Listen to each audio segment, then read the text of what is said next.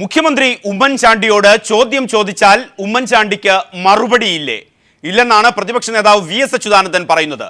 പ്രതിപക്ഷ നേതാവ് V S Achuthanandan അത് പ്രതിപക്ഷത്തിന്റെ ശബ്ദമാവുകയാണെങ്കിൽ ചോദ്യങ്ങൾ ചോദിച്ചാൽ ഭരണകർത്താക്കൾ ഏതൊക്കെ തരത്തിൽ എങ്ങനെ മറുപടി പറയണം?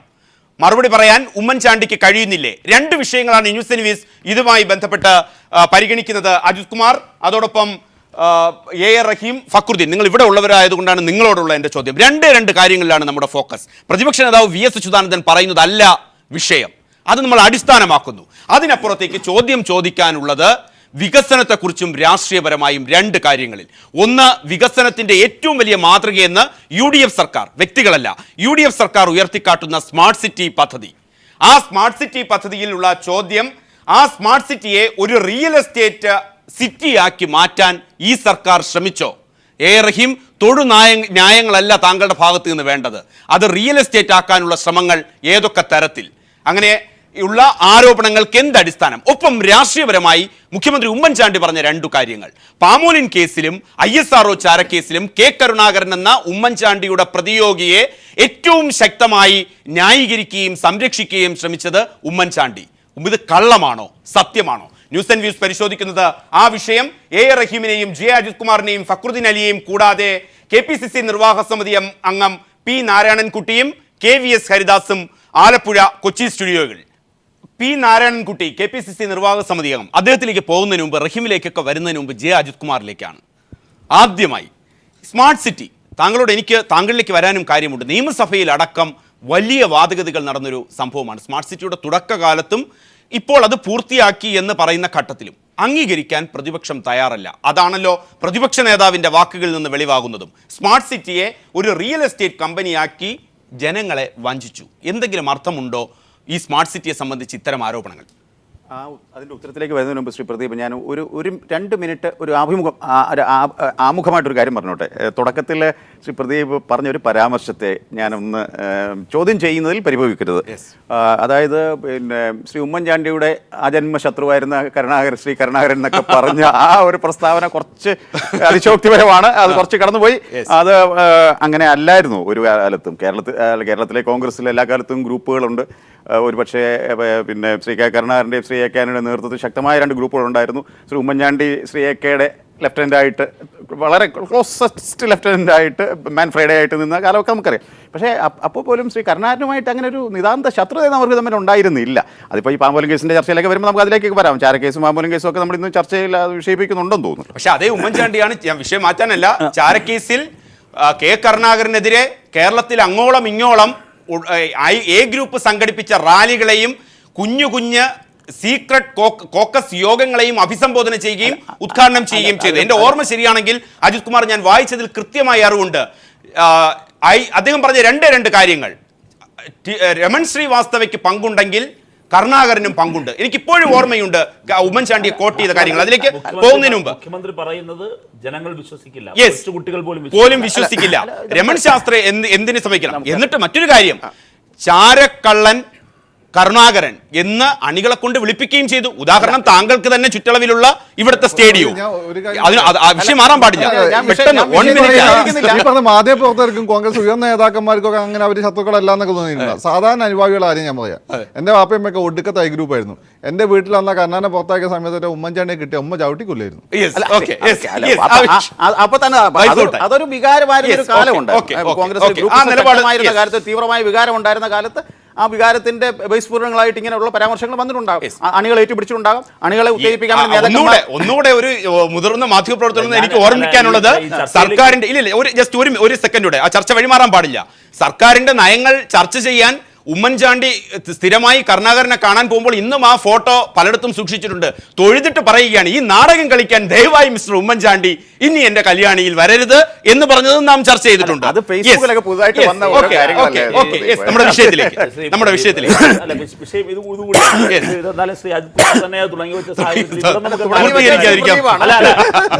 ആരംഭിക്കുന്നതായിരിക്കും നല്ലതെന്ന് ഒരു സംശയവും വേണ്ട. ചരിത്രത്തിലേക്കൊന്നും ഞാൻ പോകുന്നില്ല. ഉമ്മൻചാണ്ടിയുടെ സ്ഥാനം എന്തായിരുന്നു, കരുണാകരൻ്റെ സ്ഥാനം എന്തായിരുന്നു, ഇവർ തമ്മിലുള്ള പോരാട്ടം എന്തായിരുന്നു, ഞാൻ അതിൻ്റെ പോസ്റ്റ്മോർട്ടത്തിലേക്ക് പോകുന്നില്ല. ഉമ്മൻചാണ്ടി, കെ കരുണാകരൻ തിരുവനന്തപുരത്തെ ഗാന്ധി പാർക്കിൽ രാജ്യപ്രഖ്യാപനത്തിന് മുമ്പ് പറഞ്ഞ പ്രധാനപ്പെട്ട വാക്കുകളാണ്. ഞാൻ ഇതുപോലൊരു ചതിയനെ എന്റെ ജീവിതത്തിൽ കണ്ടിട്ടില്ല. ഇതുപോലൊരു ചതിയനെ എന്റെ പുറകിൽ നിന്ന് കുത്തി. എനിക്ക് മാധ്യമങ്ങളോടോ ഈ പറയുന്ന ശത്രുക്കളോടോ അല്ല കടപ്പാട്. എന്നെ സ്നേഹിക്കുന്ന നിങ്ങൾ ജനങ്ങളോടാണ്. ഞാൻ നിങ്ങളോട് ഇതാ പ്രഖ്യാപിക്കുന്നു, ഞാൻ ഇത്ര മണിക്ക് രാജ്ഭവനിലെത്തി കൊടുക്കും. ഇതാണ് അദ്ദേഹം പറഞ്ഞ വളരെ അദ്ദേഹം രാഷ്ട്രീയ വനവാസത്തിന്റെ ഇടവേള.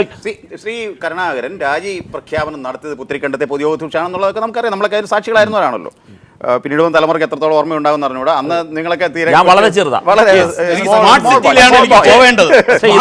പക്ഷേ പറയട്ടെ, ഇവിടെ ഞാൻ പറഞ്ഞു വന്നതിലേക്കല്ല, ഇവിടെ അതിൽ നിന്ന് പുതിയ ചരിത്രത്തിലേക്ക് വരും, പുതിയ കാലഘട്ടത്തിലേക്ക് വരുമ്പോൾ ശ്രീ പ്രദീപ് നിങ്ങൾ നോക്കൂ, യാതൊരു സംശയവും വേണ്ട, ഉമ്മൻചാണ്ടിയുടെ അടുത്ത വൈര്യനിര്യാതന ബുദ്ധിയോടുള്ള ശത്രുവായി പ്രഖ്യാപിച്ചിരിക്കുന്നത് സാക്ഷാൽ VM സുധീരനെയാണ്. ഒരു സംശയം അല്ല, ഞാൻ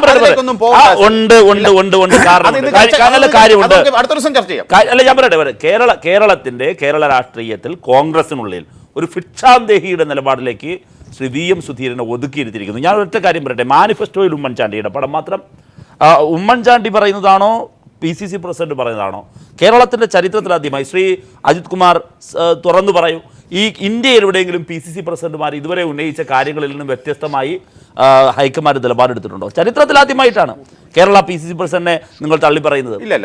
അപ്പോൾ ഞാൻ പറയുന്നത് ഇവിടെ അധികാരത്തിൽ അതോടൊപ്പം തന്നെ പാർട്ടിക്കുള്ളിൽ ഉമ്മൻചാണ്ടി എന്ന് പറയുന്ന ഒരു ഏക ധ്രുവ ലോകം സൃഷ്ടിക്കപ്പെട്ടിരിക്കുന്നുള്ളതാണ് യാഥാർത്ഥ്യം. അത് അദ്ദേഹം പറഞ്ഞതുകൊണ്ടാണ്. രണ്ട്, ഈ സ്മാർട്ട് സിറ്റിയിലേക്ക് അങ്ങ് തുടങ്ങി വെച്ചത് കൊണ്ടാണ് അടുത്ത് സ്മാർട്ട് സിറ്റി ചോദ്യം എന്നോടായിരുന്നല്ലോ.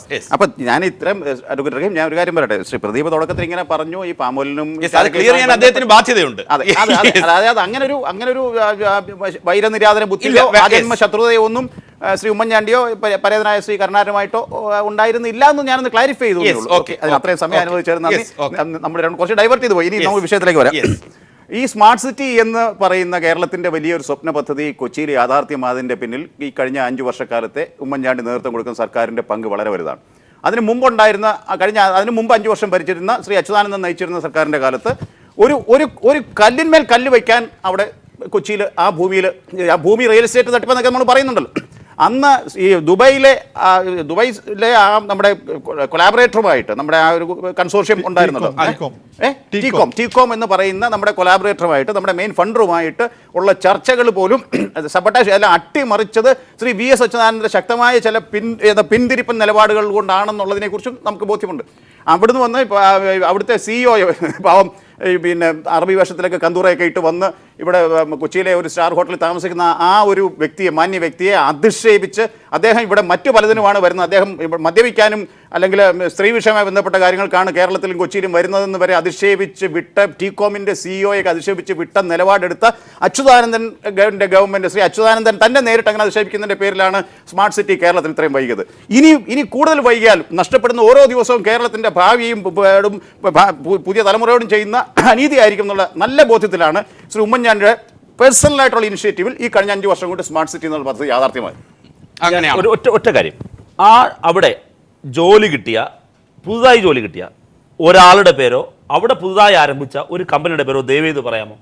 ഇപ്പോൾ പെട്ടെന്ന് പറയാനാകുന്നില്ലെങ്കിൽ അങ്ങ് ഫേസ്ബുക്കിൽ നാളെ കുറിച്ചാൽ മതി, ഇല്ലെങ്കിൽ അങ്ങയുടെ പത്രമാണ് വീക്ഷണം, അതിൽ അദ്ദേഹം എഴുതിയാലും മതി.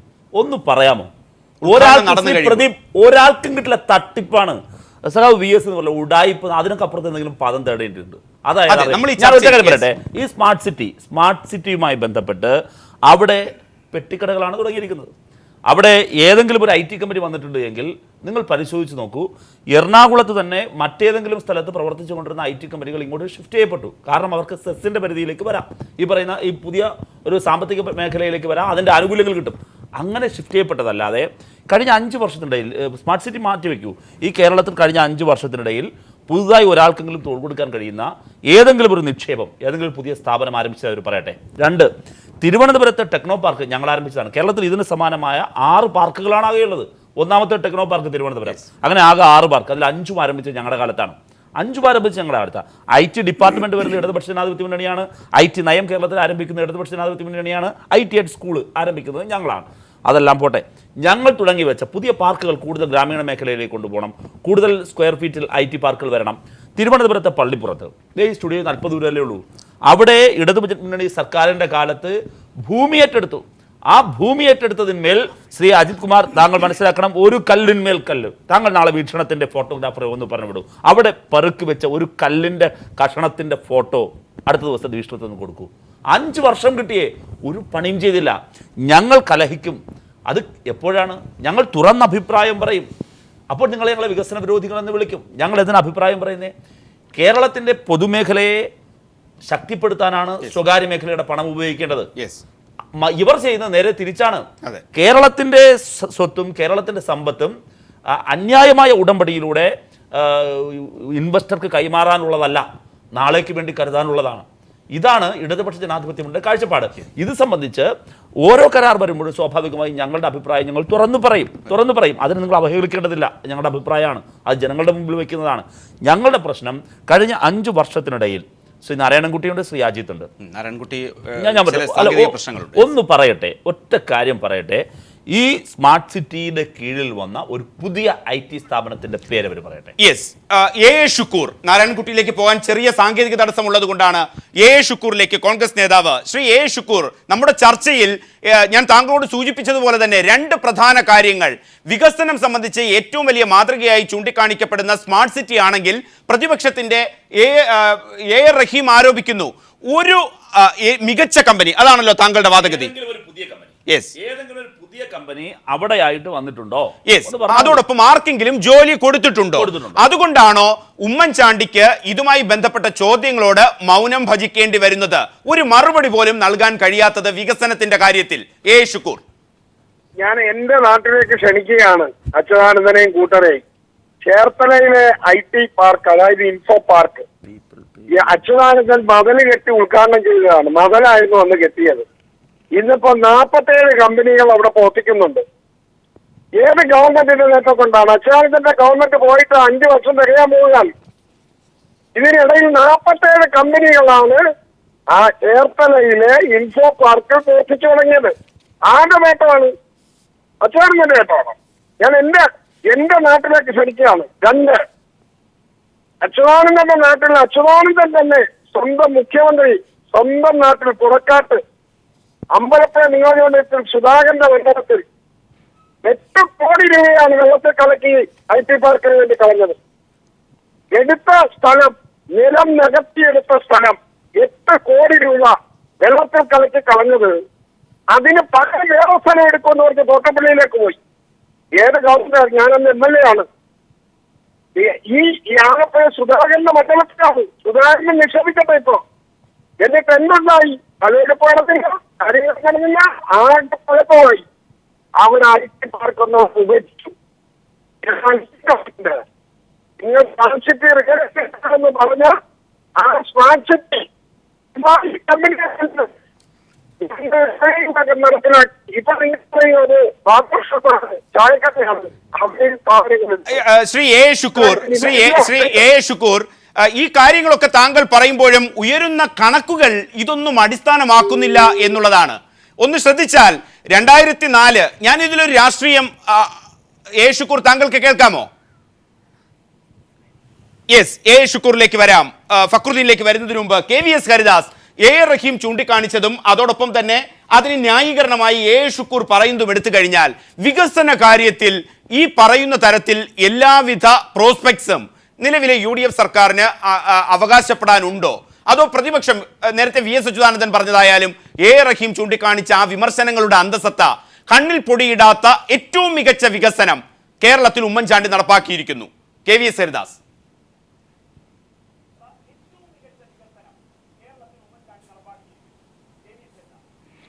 ഇപ്പോൾ സ്മാർട്ട് സിറ്റി ആണല്ലോ പ്രദീപെ നമ്മൾ ചർച്ച ചെയ്യുന്നത്. സ്മാർട്ട് സിറ്റിയെക്കുറിച്ച് വിലയിരുത്തുന്ന സമയത്ത് നമ്മുടെ മുമ്പിൽ ഒരു ഭയാനകമായ ചിത്രമുണ്ട്. അതിലേറ്റവും പ്രധാനപ്പെട്ടത് UDF ഗവൺമെൻറ്റിൻ്റെ കാലത്ത് നമ്മുടെ കൊച്ചിയിലെ ഇൻഫോ പാർക്ക് അടക്കം ഈ ദുബായിലെ ടികോമിന് തീരെഴുതി കൊടുക്കാനുള്ള ഒരു ശ്രമം നടന്നു എന്നത് നമ്മൾ മറന്നുകൂടാ. അതെന്തെല്ലാം പറഞ്ഞാലും VSൻ്റെ കാലത്താണ് അതിന് തടയിട്ടതും അത് അവസാനിപ്പിച്ചതും. ഇന്നിപ്പോൾ സ്മാർട്ട് സിറ്റിയുടെ പുതിയ കെട്ടിടത്തിൻ്റെ ഉദ്ഘാടനം നിർവഹിച്ചിട്ടുണ്ട്. ഞാനൊരു 10 ദിവസം മുമ്പ് അതിൻ്റെ മുമ്പിൽ കൂടി പോയതാണ്. ഉദ്ഘാടനത്തിന് മുമ്പും പോയി, ഉദ്ഘാടനത്തിന് ശേഷം അതിൽ യാത്ര ചെയ്യാനിടയായി. അവിടെ ആ ഉദ്ഘാടന ചടങ്ങിന് വേണ്ടിയിട്ടുള്ള കുറേ തയ്യാറെടുപ്പുകൾ നടത്തിയെന്നതൊഴിച്ചാൽ ആ കെട്ടിടത്തിൻ്റെ പണി ഇപ്പോഴും പൂർത്തിയായിട്ടില്ല. അതിൻ്റെ ഇൻഫ്രാസ്ട്രക്ചർ മുഴുവനും ആയിട്ടില്ല. ഉദ്ഘാടനത്തിന് വേണ്ടി തിടക്ക് പിടിച്ച് ചില നടപടികൾ സ്വീകരിച്ചു എന്നതൊഴിച്ചാൽ അതിനപ്പുറം എന്തെങ്കിലും അവിടെ നടക്കുന്നു എന്ന് എനിക്ക് തോന്നണില്ല. പിന്നെ നമ്മൾ കണ്ടതാണ് അവിടെ വരാൻ പോകുന്ന കമ്പനികളുടെ പട്ടിക. ഒരു പ്രമുഖ IT കമ്പനിയും ഇന്നത്തെ നിലയ്ക്ക് സ്മാർട്ട് സിറ്റിയിൽ സ്ഥലം എടുത്തിട്ടില്ല, അല്ലെങ്കിൽ അതിനു വേണ്ടി അപേക്ഷിച്ചിട്ടില്ല. അവർ ടീകോം പറയുന്നത്, അല്ലെങ്കിൽ സ്മാർട്ട് സിറ്റിയുടെ അധികൃതർ പറയുന്നത് ഇനിയും വരാനുണ്ട്, സ്ഥലമുണ്ട്, കെട്ടിടമുണ്ട്, വരാൻ പോകുന്നുണ്ട്, അവർ വരും എന്നാണ്. പക്ഷേ ദൗർഭാഗ്യവശാൽ നമ്മുടെ മുന്നിലുള്ള ചിത്രം നമ്മൾ എന്തൊക്കെയാണോ പ്രതീക്ഷിച്ചത് അതിന് നേർവിരുദ്ധമാണ് അവിടെ നടന്നിട്ടുള്ളത് എന്നത് തന്നെയാണ്. ഇത് ഉമ്മൻചാണ്ടിയുടെ ഒരു വികസന സങ്കല്പത്തിന്റെ ഒരു ഉദാഹരണമായിട്ട് നമുക്ക് ചൂണ്ടിക്കാണിക്കാം. അത്രയും കാര്യങ്ങൾ വളരെ ക്ലിയർ ആണ്. KVS ഹരിദാസ്, താങ്കളെ പോലെ ഒരു മുതിർന്ന മാധ്യമ പ്രവർത്തകൻ അത് പറയുമ്പോൾ മറുപടിക്ക് ഷുക്കൂർ, KVS ഹരിദാസ് ചൂണ്ടിക്കാണിച്ച കാര്യങ്ങൾ താങ്കൾ കേട്ട് കാണും. സ്മാർട്ട് സിറ്റിയെ കുറിച്ച് പറയുമ്പോൾ 2004 നവംബറിൽ ദുബായ് കമ്പനി ആദ്യമായി താല്പര്യം അറിയിക്കുന്നു. 2005 മെയ് 30-ന് അന്നത്തെ ഉമ്മൻചാണ്ടി സർക്കാർ കരാർ അംഗീകരിക്കുകയും ചെയ്തു. KVS ഹരിദാസ് ചൂണ്ടിക്കാണിക്കുന്നതാണെങ്കിൽ അദ്ദേഹം ഉയർത്തിയ 2 വിഷയങ്ങളാണ് എനിക്ക് താങ്കളുടെ ശ്രദ്ധയിൽപ്പെടുത്താനുള്ളത്. 2005 മെയ് 30-ന് കരാർ അംഗീകരിക്കുമ്പോൾ മുന്നോട്ട് വെച്ച കാര്യങ്ങൾ ഇപ്പോൾ അത് ചർച്ചാ വിഷയമാകുന്നതാണ്. 2005-ലേക്ക് പോകുന്നത് ഇൻഫോ പാർക്ക് വെറുതെ കൊടുക്കാമെന്ന് അന്നത്തെ ഉമ്മൻചാണ്ടി സർക്കാർ തീരുമാനിച്ചു. 100 ഏക്കർ സൗജന്യമായും 136 ഏക്കർ 24 കോടി രൂപയ്ക്കും നൽകും. സമീപ പ്രദേശങ്ങളിൽ മറ്റ് IT വ്യാവസായിക സംരംഭങ്ങൾ പാടില്ല. ആ ചരിത്രം നിൽക്കുമ്പോഴാണ് KVS ചൂണ്ടിക്കാണിക്കുന്നത് ഒരു ഇന്റർനാഷണൽ കമ്പനികൾ ഈ സർക്കാർ ഉദ്ഘാടനം ചെയ്തു എന്ന് പറയുന്ന സ്ഥലത്ത് വന്നിട്ടില്ല, ഒരാൾക്ക് പോലും തൊഴിൽ കൊടുത്തിട്ടില്ല. പിന്നെ എങ്ങനെ താങ്കൾ അടക്കമുള്ളവർക്ക് പറയാൻ കഴിയും സ്മാർട്ട് സിറ്റി ഒരു അഭിമാന സ്തംഭം എന്ന് കേരളത്തിന്റെ? നേരത്തെ പറഞ്ഞതാണ്, അത് എനിക്ക് അവിടെ ഇടക്ക് മുറിഞ്ഞു പോയി. ആലപ്പുഴയിലെ ചേർത്തലയില് നിങ്ങൾ മതിൽ കെട്ടി ഉദ്ഘാടനം ചെയ്ത ആ സ്ഥാപനത്തിൽ 34 കമ്പനികളെ കൊണ്ട് സ്ഥാപനം തുടങ്ങി തൊഴിൽ കൊടുക്കാനും കഴിഞ്ഞു. ഇപ്പോ സ്മാർട്ട് സിറ്റിയിൽ അത്രമാത്രം വന്നില്ല എങ്കിലും നിങ്ങൾ ചെയ്ത പോലെ മതിൽ കെട്ടി ഉദ്ഘാടനമല്ല ഞങ്ങൾ നടത്തിയത്. 2004 ഗവൺമെന്റ് അന്ന് എടുത്ത നിലപാടുകളും നടപടികളും ശരിയാണ് എന്നുള്ളത് പിന്നാലെ വന്ന് LDF ഗവൺമെന്റ് അംഗീകരിക്കുകയും ചെയ്തു. അന്ന് 75 ഇപ്പോൾ ഞങ്ങൾ ഇത് ചെയ്തു, തുറന്നു കൊടുത്തു. നടപടിയാണ്. താങ്കൾ ഒരു കാര്യം പറഞ്ഞതുകൊണ്ട് സർക്കാരുകളുടെ അവിടെ LDF UDF എന്നുള്ളതല്ല, അന്ന് 2005 സർക്കാർ കൊണ്ടുവന്നത് അതേപടി അടുത്തു വന്ന സർക്കാർ അംഗീകരിക്കുകയായിരുന്നു. താങ്കൾ വസ്തുതകളെ ചെറുതായി ഒന്ന് ട്വിസ്റ്റ് ചെയ്യുന്നുണ്ടോ എന്നൊരു സംശയമുണ്ട്. ഒരുപാട് നുണപ്രചരണങ്ങൾ നടത്തിയതാണ് LDF സർക്കാർ UDF സർക്കാരിന്റെ നടപടികൾക്കെതിരെ. എത്ര നുണപ്രചരണങ്ങളാണ് നടത്തിയത്. അത് അതുപോലെ കണ്ണുമടച്ച് അംഗീകരിച്ചു പിന്നാലെ വന്ന ഗവൺമെന്റ്. എന്തുകൊണ്ടാണ്? ഞങ്ങൾ ചെയ്തത് ശരിയാണ് എന്ന് ബോധ്യപ്പെട്ടതുകൊണ്ട്. അപ്പോൾ ഞങ്ങൾ ഇപ്പോ ചെയ്തത് ശരിയാണ്. ആലപ്പുഴയിലെ ഉദ്ഘാടനങ്ങൾ ഇതുപോലെ പലതും നടത്തിയിട്ടുണ്ട്. ഇതിനേക്കാൾ മോശമായി, സ്മാർട്ട് സിറ്റിയേക്കാൾ മോശമായി. സ്മാർട്ട് സിറ്റി കുറെയെങ്കിലും മെച്ചപ്പെട്ട നിലയിലാണ് ഞങ്ങൾ ഉദ്ഘാടനം നടത്തിയത്. ഇപ്പോ ട്രയൽ റൺ നടക്കുന്ന മെട്രോയും കുറിച്ചും നിങ്ങൾക്ക് ആക്ഷേപം. കാരണം അങ്ങനെ പറയും. കാരണം നിങ്ങളുടെ 5 വർഷക്കാലം ഇത്തരം കാര്യങ്ങളൊന്നും ചെയ്യാൻ കഴിഞ്ഞില്ല. ഞങ്ങളുടെ 5 വർഷക്കാലം വളരെ വലിയ സാമൂഹ്യ മാറ്റം. ശ്രീ ഷുക്കൂർ, അങ്ങയോട് ഒരു കാര്യം അങ്ങ് വിട്ടുപോയതായിരിക്കും, ഓർമ്മിപ്പിക്കണം. സന്തോഷ് മാധവന്റെ IT പാർക്കിന്റെ കാര്യം കൂടി പറയണം. സന്തോഷ് മാധവന്റെ IT പാർക്ക് 71 കാലഘട്ടത്തിലാണ്. അതിന്റെ ഭൂമിയെടുപ്പ് കച്ചവടത്തെ കുറിച്ചും 971 അല്ല ഉമ്മൻചാണ്ടി ഒപ്പിട്ട് കൊടുത്ത കാര്യം വിട്ടുപോയതാണ്. താങ്കൾ ഇന്നത്തെ ഈ VSന്റെ ഫേസ്ബുക്ക് പോസ്റ്റുമായി സംസാരിക്കുമ്പോൾ അതിൽ പ്രധാനപ്പെട്ട പരാമർശം അതാണ്. സന്തോഷ് മാധവന്റെ പാഠത്തിലാണ് ഉമ്മൻചാണ്ടിയുടെ IT വികസനം എന്നാണ് സഖാവ് VS പറഞ്ഞത്. അതിനെക്കുറിച്ച് കൂടിയാണ് ചർച്ച ചെയ്യുന്നത്. ദേവി അതിനെക്കുറിച്ച് പിണറായിയുമായിട്ടുള്ള പോര് തീർക്കാൻ ഇപ്പോൾ എങ്ങനെയെങ്കിലും ജനശ്രദ്ധ തിരിച്ചുവിടണം. അതിന്റെ ഭാഗമായിട്ടല്ലേ ഇതിനെ കാണാൻ ജനത്തിന് ഇതെല്ലാം അറിയാം. ശ്രീ ഷുക്കൂർ, ജനശ്രദ്ധ തിരിച്ചുവിടാൻ താല്പര്യം ആർക്കാണ്? ശ്രീ ഷുക്കൂർ, ജനശ്രദ്ധ തിരിച്ചുവിടാൻ ആർക്കാണ് താല്പര്യം? കേരളം കൊടും വരൾച്ചയിലാണ്. അദ്ദേഹത്തിന് ടെലിഫോൺ, അത് യാത്രയിലുമാണ്. ഫക്രുദ്ദീൻ അലി, ഈ കാര്യങ്ങളെ നോക്കുമ്പോൾ നേരത്തെ അദ്ദേഹം പറയുന്ന രീതി അനുസരിച്ച് അതിൽ രാഷ്ട്രീയമല്ല വിഷയം. കഴിഞ്ഞ യെസ് ഷുക്കൂർ താങ്കൾക്ക് കേൾക്കാം. യെസ്, അതിൽ രാഷ്ട്രീയത്തിന് അപ്പുറത്തേക്ക് ഒരു ഇയർ വേസ് നോക്കുകയാണെങ്കിൽ റഹീം പറയുന്ന കാര്യങ്ങൾ അത് തൊഴിൽപരമായിട്ടും അതോടൊപ്പം തന്നെ ചില അഴിമതികളെ കുറിച്ചുമൊക്കെ അന്നത്തെ സർക്കാരിന്റെ കാലത്ത് തന്നെ TM ജേക്കബ് അടക്കം ഉന്നയിക്കുന്നത്. അജിത് കുമാറിലേക്ക് വരാം. എങ്ങനെ ഫക്രുദ്ദീൻ കാണും? അല്ല, ഇതിൻ്റെ ഒരു നമ്മളിപ്പോൾ IT പാർക്കും ഈ പറഞ്ഞ ഇൻഫോ പാർക്കുമായിട്ട് ബന്ധപ്പെട്ട് മനസ്സിലാക്കേണ്ട ഒരു കാര്യം എന്ന് വെച്ചാൽ, ഒരു പാർക്ക് എങ്ങനെയും കൊണ്ടുവന്നിട്ട് നമ്മൾ എന്തൊക്കെ ചെയ്തു എന്ന് വരുത്തി തീർക്കല്ലേ വേണ്ടത്. ആത്മാർത്ഥമായിട്ട് അത് കേരളത്തിനൊരു മുതൽമുടക്കായി തീരണം. ഇവിടെ തൊഴിലവസരങ്ങൾ ഉണ്ടാവണം. നമ്മുടെ സമ്പത്ത്, സമ്പത്ത് കണ്ടവന്മാരുടെ കയ്യിലായി പോകുന്ന അവസ്ഥ ഉണ്ടാവരുത്. ഈ LDF ഗവൺമെൻറ് ഞാൻ മനസ്സിലാക്കി വളരെ കൃത്യമായി ചെയ്തു. അത് തന്നെ ഇൻഫോ പാർക്കൊക്കെ വെറുതെ എഴുതി കൊടുക്കുന്നത് കൃത്യമായി തടഞ്ഞു. ഒരു അറബിക്ക് ഒരു കൂട്ടം അറബികൾ കൂടെ എന്ത് തോന്നിയാസം കാണിക്കാനുള്ള അവസ്ഥ നമ്മൾ സമ്മതിക്കില്ല. പൊതുവേ LDFനെ പറ്റി UDF പറയുന്ന ഒരു കാര്യമാണ്, എന്താണ് ഞങ്ങൾ ഓരോന്ന് കൊണ്ടുവരും, നിങ്ങളത് തകർക്കും, ഇവിടെ കേരളത്തിൽ വികസനം തുടർച്ച ഉണ്ടാവുന്നില്ല. ആരാ പറഞ്ഞത്?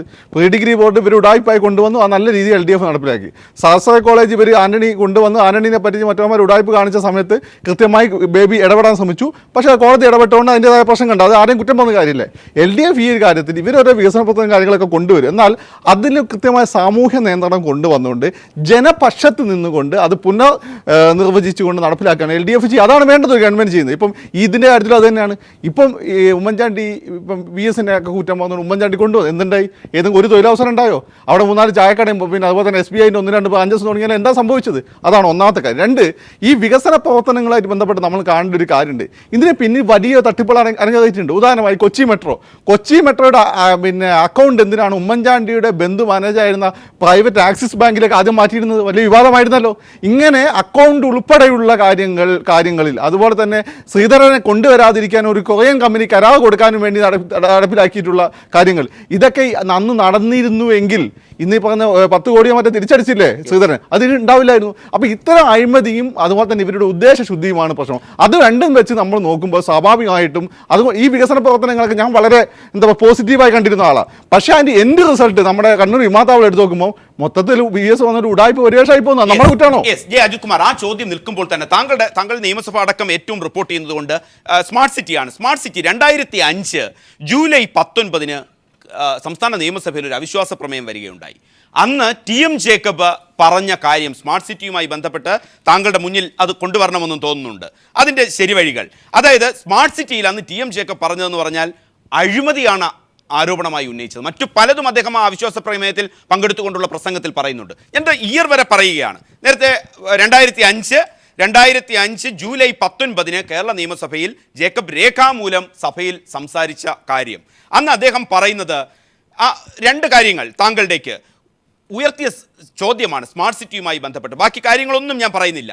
ബാബു ജോർജ് എല്ലാവർക്കും ഓർമ്മയുള്ള കാര്യമാണ്. അന്ന് ബാബു ജോർജിനെ കുറിച്ച് അദ്ദേഹം പറഞ്ഞത് ഉമ്മൻചാണ്ടിയുടെ സന്തത സഹചാരി, റാന്നിക്കാരൻ, അയാൾ വഴി പണം, ഈ നേരത്തെ പറഞ്ഞ ഇൻഫോ പാർക്ക് ഒഴിവാക്കുക, ആ പദ്ധതി പ്രദേശങ്ങളിൽ അടുപ്പിച്ചൊന്നും തന്നെ എന്ത് വരാൻ പാടില്ല, തദ്ദേശീയമായോ മറ്റോ ഉള്ള വ്യവസായങ്ങൾ വരാൻ പാടില്ല, അത്തരം കാര്യങ്ങളൊന്നും വരാൻ പാടില്ല. അതിൻ്റെ ഇടയിൽ നടന്ന ഇത്തരം കാര്യങ്ങൾ സ്മാർട്ട് സിറ്റിയുടെ മറവിൽ 2005 കരാർ അടക്കം TM ജേക്കബ് പറയുന്നു 300 കോടി രൂപയിലേറെ അഴിമതി നടന്നിട്ടുണ്ട് ഈ പദ്ധതിയിൽ. നിയമസഭാ കമ്മിറ്റിയെ കൊണ്ട് അന്വേഷിക്കാൻ കഴിയുമോ? വസ്തുനിഷ്ഠമായി ഇതിൻ്റെ മുഴുവൻ ഉത്തരവാദിത്വം മുഖ്യമന്ത്രി ഉമ്മൻചാണ്ടിക്കെന്ന് പറഞ്ഞത് 2005 നിയമസഭയിൽ TM Jacob 2005 July 19. Shri Pradeep, 2005 July 19 Shri TM Jacob നിയമസഭയിൽ അങ്ങനെ പറഞ്ഞിട്ടുണ്ടാകും. രേഖകൾ കോട്ട് ചെയ്യുകയും ചെയ്തു, അതിനെ നിഷേധിക്കുന്നില്ല. അന്ന് ശ്രീ TM ജേക്കബ് എവിടെയായിരുന്നു ഉള്ളത് നമ്മൾ ആലോചിക്കണം. അന്ന് ശ്രീ TM ജേക്കബ് അദ്ദേഹം ഇപ്പം നമ്മളോടൊപ്പം ഇല്ല. അദ്ദേഹത്തോടുള്ള എല്ലാ ബഹുമാനം വെച്ചിട്ട്, അദ്ദേഹത്തിൻ്റെ കുടുംബത്തോടുള്ള ബഹുമാനം വെച്ചിട്ട് ഞാൻ പറയുന്നത് അത് അവരോടൊക്കെ നമുക്ക് നല്ല റെസ്പെക്ട്സ് ഉണ്ട്.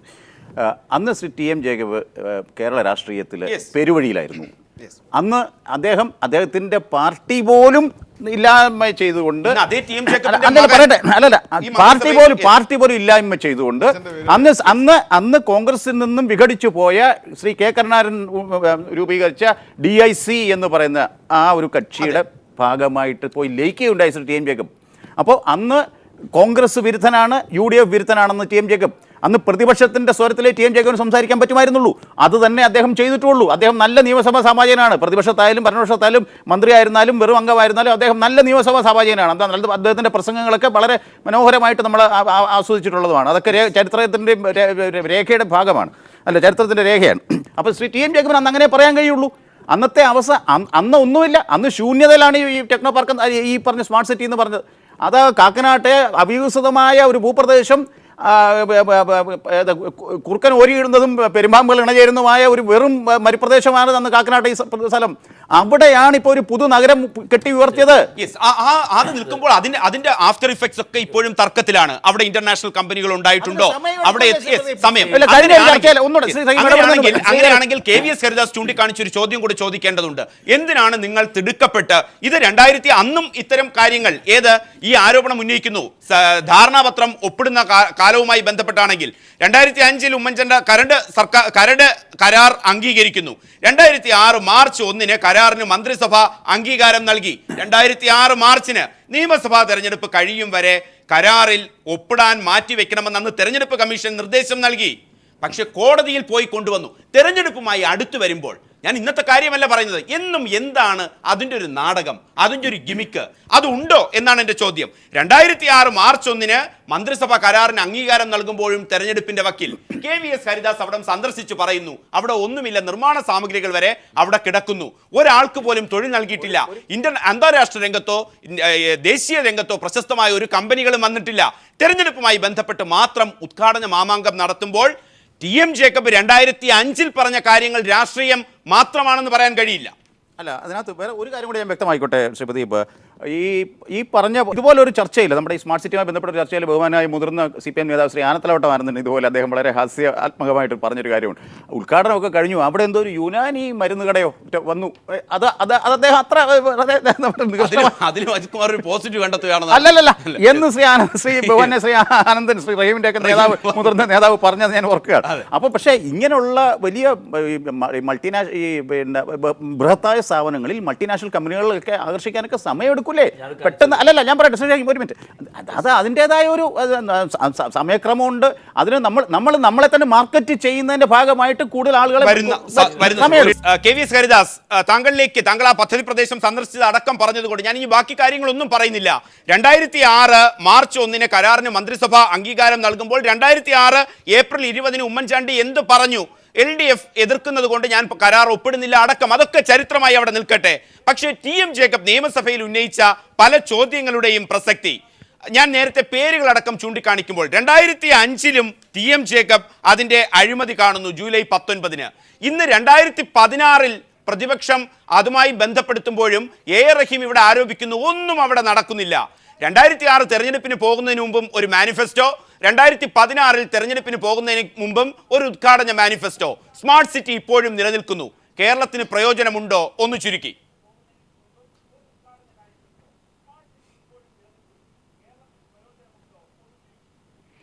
അല്ല, ഇപ്പോൾ പ്രദീപ് അതിന് മുമ്പ് ശ്രീ അജിത്ത് സൂചിപ്പിച്ചില്ലേ, അത് കൂർക്കം കളിച്ചിരുന്ന നാടാണ്, അല്ലെങ്കിൽ മനുഷ്യർ ചെന്നെത്താത്ത ഭൂപ്രദേശമാണെന്നൊക്കെ സൂചിപ്പിച്ചല്ലോ. അത് അങ്ങനെ ഒരു സ്ഥിതി ആ പർട്ടിക്കുലർ ഏരിയയ്ക്ക് ഉണ്ടായിരുന്നത് ഒരു 15 വർഷം മുമ്പാണ്, അല്ലെങ്കിൽ 20 വർഷം മുമ്പാണ്. ഇപ്പോൾ അജിത്ത് ആ സ്ഥലത്ത് പോയിട്ടുണ്ടോ എന്ന് എനിക്കറിയില്ല. നമ്മുടെ ഇൻഫോ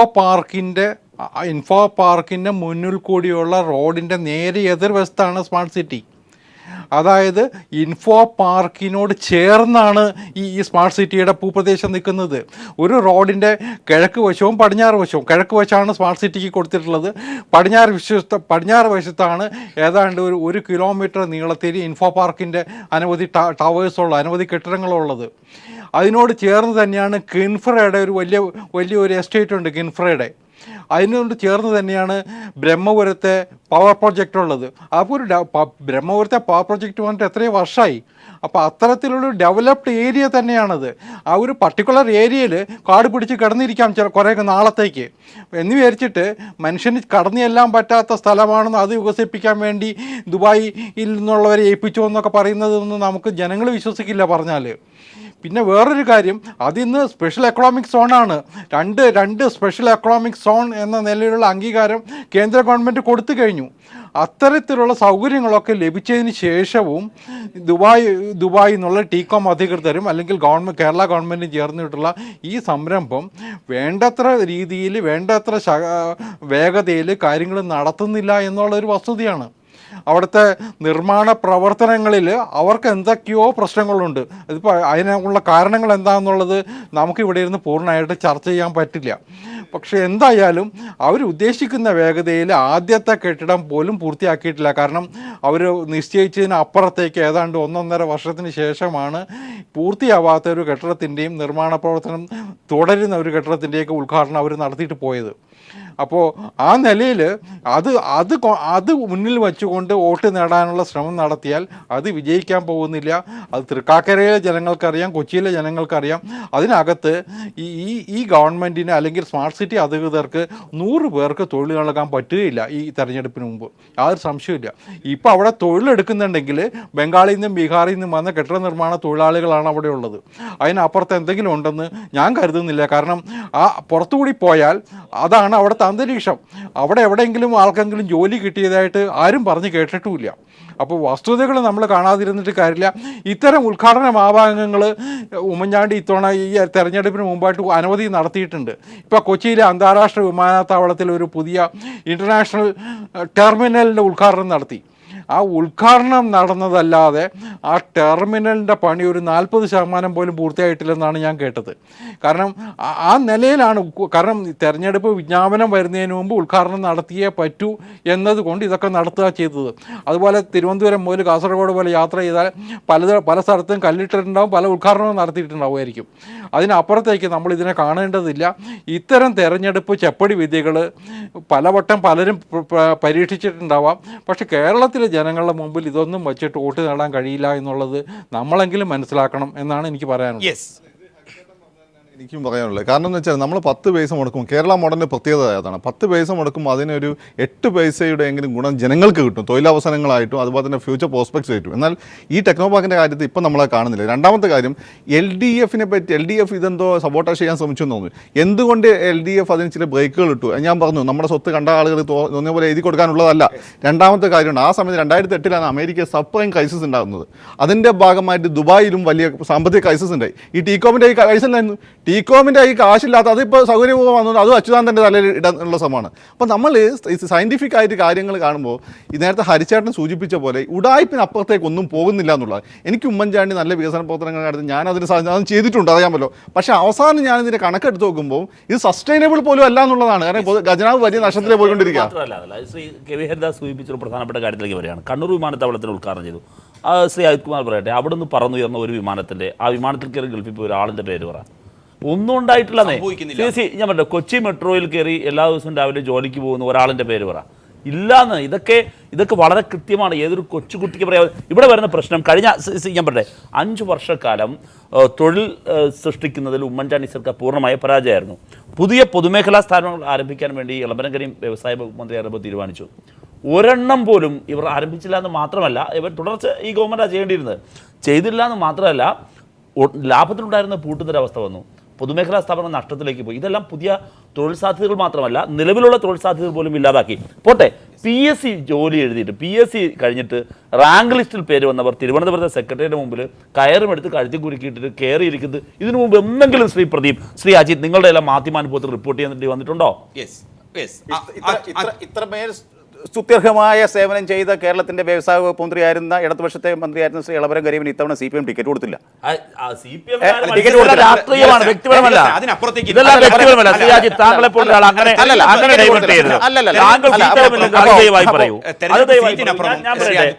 അത് ശരിയല്ല. ഞങ്ങൾക്കിത് ഇത് ഞാൻ പറയട്ടെ, ഇത് എളമരം കരീമെന്നോ എളമരം കരീമെന്നോ AK ബാലനെന്നോ PK ശ്രീമതിയെന്നോ എന്നല്ല, ഇടതുപക്ഷ ജനാധിപത്യ മുന്നണി എന്നത് ഒരു രാഷ്ട്രീയ മാനിഫെസ്റ്റോ മുമ്പോട്ട് വെച്ച് അതിനപ്പുറത്തേക്ക് വികസനത്തെ കുറിച്ച് ചർച്ച ചെയ്യുമ്പോൾ ടിക്കറ്റിന്റെ സീറ്റ് അല്ല, അതിൽ എനിക്ക് മാധ്യമപ്രവർത്തനമില്ല. അദ്ദേഹത്തിന്റെ ഒരു ടാക്ടിക്സ് ആണ്. ആ ടാക്ടിക്സിനോട്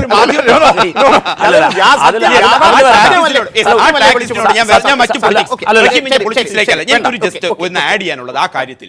അങ്ങനെയാണെങ്കിൽ റഹീം പറഞ്ഞത് പൊളിറ്റിക്സ് ആവും എന്നുള്ളത് കൊണ്ടാണ് ഞാൻ ഇടപെടുന്നത്.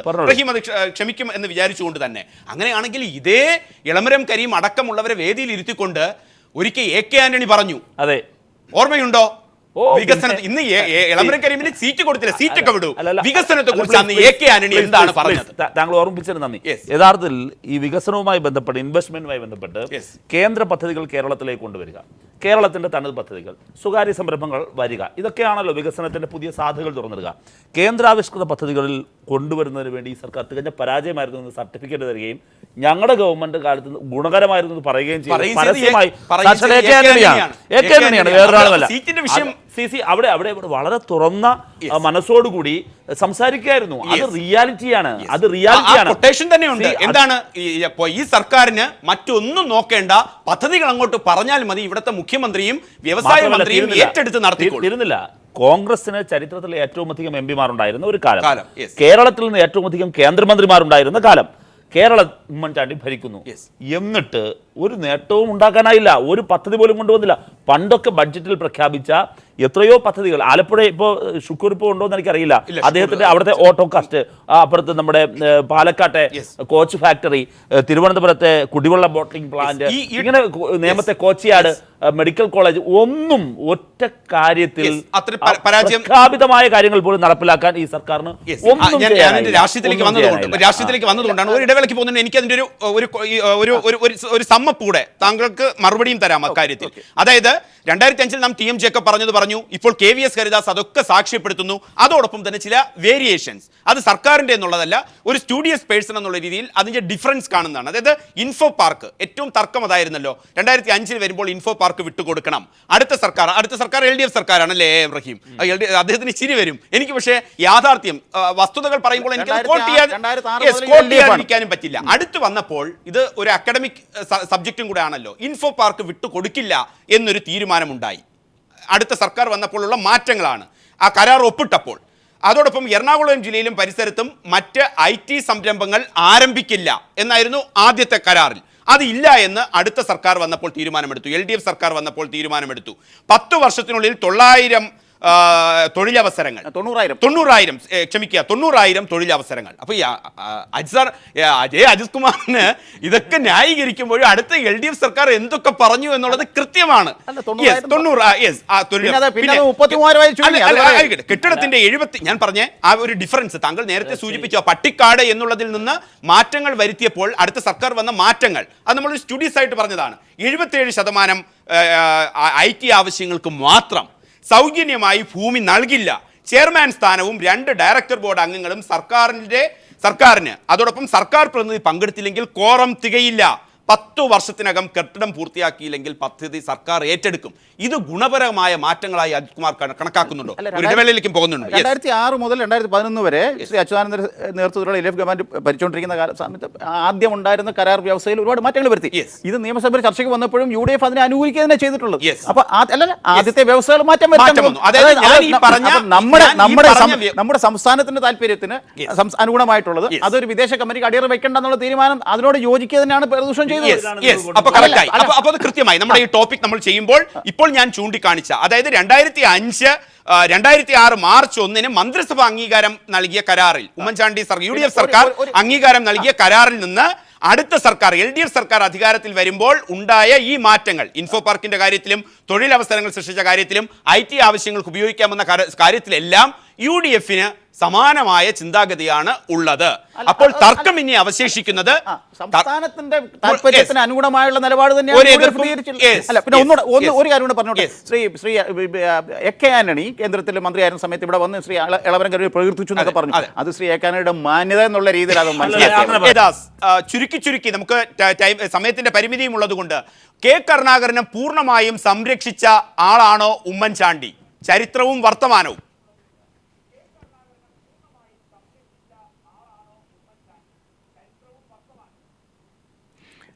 അല്ല, ഉമ്മൻചാണ്ടിയും കരുണാകരനും തമ്മിലുള്ള ബന്ധം നമുക്കൊക്കെ അറിയാം. കാരണം ആ ആൻ്റണി ഗ്രൂപ്പിനെ നിലനിർത്താൻ വേണ്ടിയിട്ട് ഏറ്റവും കൂടുതൽ അധ്വാനിച്ചിട്ടുള്ള ആൾ ഉമ്മൻചാണ്ടിയാണ്. ആൻ്റണി അതിനൊക്കെ ഏതെല്ലാം കാലത്തായാലും ശരി, ആൻ്റണി അതിനൊക്കെ മൗനസമ്മതം കൊടുത്തിട്ടുമുണ്ട്. ആൻ്റണിയുടെ സമ്മതത്തോടു കൂടി തന്നെയാണ് ഈ കരുണാകരനെതിരായിട്ടുള്ള എല്ലാ നീക്കവും ഉമ്മൻചാണ്ടി നടത്തിയിട്ടുള്ളതെന്ന് ചരിത്രത്തിൻ്റെ ഭാഗം. എനിക്ക് തോന്നുന്നു ചെറിയാൻ ഫിലിപ്പിനെ പോലെ കോൺഗ്രസിൻ്റെ ചരിത്രം പഠിച്ചിട്ടുള്ള ആൾക്കാർക്ക് അത് കൂടുതൽ വ്യക്തമായിട്ട് പറയാൻ പറ്റും. ആ നിലയിൽ പക്ഷെ അതൊരു നമ്മൾ ഇവിടെ ഒരു കാണേണ്ട ഒരു വ്യത്യാസം ഞാൻ കാണുന്നത് കോൺഗ്രസിനകത്ത് ഇതൊക്കെ ഒരു സർവ്വസാധാരണമായ കാര്യമാണ്. അങ്ങോട്ടും ഇങ്ങോട്ടും പടലപ്പണക്കങ്ങളും കുതികാൽ വെട്ടുകളും ഒക്കെ സാധാരണയായിട്ടുണ്ട്. പക്ഷെ അതിൽ ഉമ്മൻചാണ്ടി എപ്പോഴും ആ ഗ്രൂപ്പിനെ സംരക്ഷിക്കാൻ വേണ്ടി, ആ ഗ്രൂപ്പിൻ്റെ താല്പര്യം സംരക്ഷിക്കാൻ വേണ്ടി ഏതറ്റം വരെയും പോകാൻ തയ്യാറായിട്ടുണ്ട്. അത് ഇപ്പോൾ ഏറ്റവും ഒടുവിൽ ഇപ്പോഴത്തെ സ്ഥാനാർത്ഥി നിർണയത്തിൻ്റെ കാര്യത്തിൽ പോലും നമ്മൾ കണ്ടതല്ലേ പതിവേ. അതിനപ്പുറത്തേക്ക് കാണേണ്ടതില്ല. പക്ഷേ ഞാൻ ഒരു കാര്യം ഇവിടെ സൂചിപ്പിക്കാം. ഈ VS അച്യുതാനന്ദൻ ഇത് ഉന്നയിക്കുമ്പോഴാണ് സംശയം തോന്നുന്നത്. എനിക്ക് VSൻ്റെ ഈ പല നിലപാടുകളും നമുക്ക് അംഗീകരിക്കാൻ പറ്റുമോ, അല്ലെങ്കിൽ സാധാരണ നിലയ്ക്ക് ഈ ഉമ്മൻചാണ്ടിതിനേക്കാൾ അപ്പുറം പെരുമാറുന്ന അല്ലെങ്കിൽ സ്വീകരിക്കുന്ന ഒരാളായിട്ടാണ് നമ്മൾ പലപ്പോഴും കണ്ടിട്ടുള്ളത്. CPMൻ്റെ രേഖകളിൽ തന്നെ അദ്ദേഹത്തെക്കുറിച്ച് പറയുന്നുണ്ട്, വൈര്യനിരാധന ബുദ്ധിയോടുകൂടി പെരുമാറുന്ന ഒരാളാണെന്ന്. നമ്മൾ പ്രദീപ് നമ്മളൊന്ന് ഒരു മാധ്യമപ്രവർത്തകരതിന് നമ്മളൊന്ന് ചിന്തിച്ചു നോക്കൂ.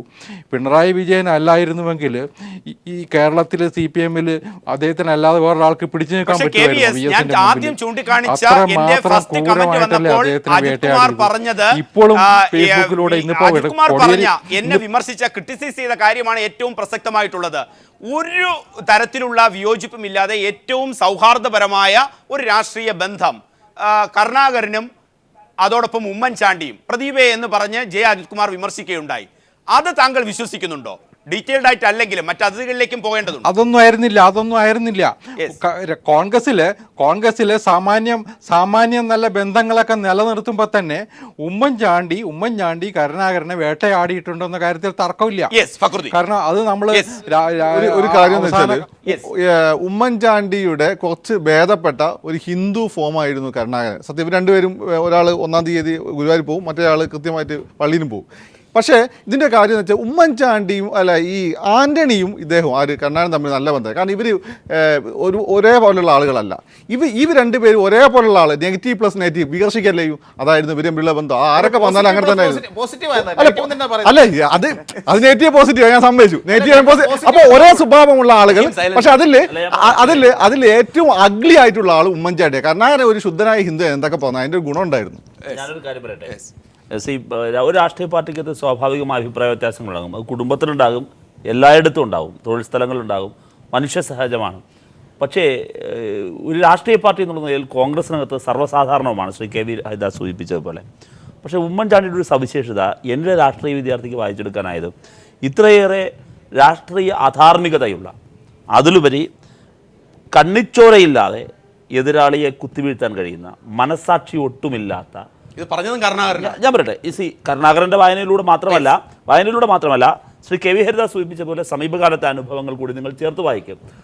ഐ ആം ദി ഗോഡ് എന്ന രീതിയിലേക്ക് ഒരു തൻപിടുത്തം, അതിനുവേണ്ടി ഏതറ്റം വരെ പോവാ. അവിടെയാണ് ഞാൻ പറഞ്ഞ മനസാക്ഷി രഹിതമാണ്.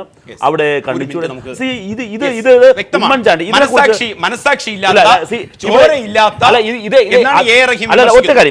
ഇതേ കാര്യം തന്നെയാണ് അദ്ദേഹം ജനങ്ങളോടും പെരുമാറുന്നത്. തുടർച്ചയായി കളവ് പറയുന്നു. അജിത് കുമാർ, ആ സമയത്താണ് ഞാൻ ആദ്യം ഇക്കാര്യം പറഞ്ഞു. ഞാൻ അതിന്റെ കുഞ്ഞു പോയിന്റ്സ് അടക്കം പറയുമ്പോഴാണ് കുഞ്ഞുഞ്ഞിനെ കുറിച്ചാണ് പറയുന്നത്. അത് നിങ്ങളുടെ എല്ലാം സ്നേഹപൂർവ്വമായ കുഞ്ഞുഞ്ഞിനെ. ഈ അഖില കേരള ബാലൻസ് സഖ്യത്തിന്റെ കാലം മുതൽ KSUവിൽ, യൂത്ത് കോൺഗ്രസിലും, മൂത്ത കോൺഗ്രസിലൂടെ ഒക്കെ വളർന്നു വന്ന് കഴിഞ്ഞ 10-76 വർഷം ഈ ഭൂമുഖത്ത് ജീവിച്ചിരുന്ന ഒരു ജനങ്ങളുടെ ഇടയിൽ നിന്ന് വളർന്നു വന്ന് ജനങ്ങളോടൊപ്പം 24 മണിക്കൂറും ജീവിക്കുന്ന ഒരു മനുഷ്യൻ കണ്ണിച്ചോരയില്ലാതെ പുറകിൽ നിന്ന് കുത്തുന്നു എന്നൊക്കെ അന്നത്തെ ഏതെങ്കിലും പ്രത്യേക രാഷ്ട്രീയ സാഹചര്യത്തിൽ അതല്ല അതിനപ്പുറം പറഞ്ഞിട്ടുണ്ടാകും പരസ്പരം. ഞാൻ പറഞ്ഞ വാദഗതിയെ താങ്കൾ ഒരു കാര്യം ശ്രദ്ധിക്കുന്നുണ്ടോ? അന്ന് ദേശീയ മാധ്യമങ്ങൾ ഉപയോഗിച്ച വേർഡ്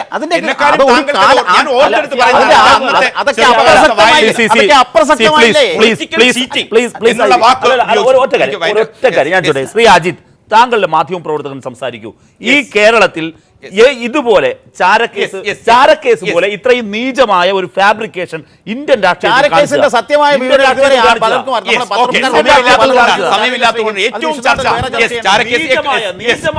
അത്തരം ആരോപണങ്ങൾ നിലനിൽക്കുമ്പോൾ നമ്മൾ റഹീം ആ ആരോപണം ഉന്നയിക്കുമ്പോൾ അജിത് കുമാർ അത് പ്രതിരോധിക്കുകയും ചെയ്യും. സമയത്തിന്റെ പരിമിതിയാണ്. നല്ല രസകരമാണ് ചാരക്കേസും അതോടൊപ്പം തന്നെ പാമോലിൻ കേസും ഒക്കെ ചർച്ച ചെയ്യാൻ, കാണാനും കേൾക്കാനും. അപ്പോഴും ഉയരുന്ന ചോദ്യങ്ങൾ, അത് രാഷ്ട്രീയമാകട്ടെ അഴിമതിയാകട്ടെ, അതിനപ്പുറത്തേക്ക് ഉള്ള യോജിപ്പുകളിൽ ഇന്ന് ന്യൂസ് ആൻഡ് വ്യൂസ് പരിശോധിച്ച കാര്യങ്ങൾ ഇതാണ്.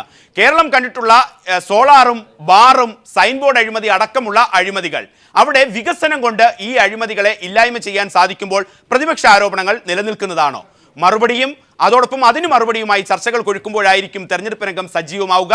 പങ്കെടുത്ത എല്ലാ അതിഥികൾക്കും നന്ദി.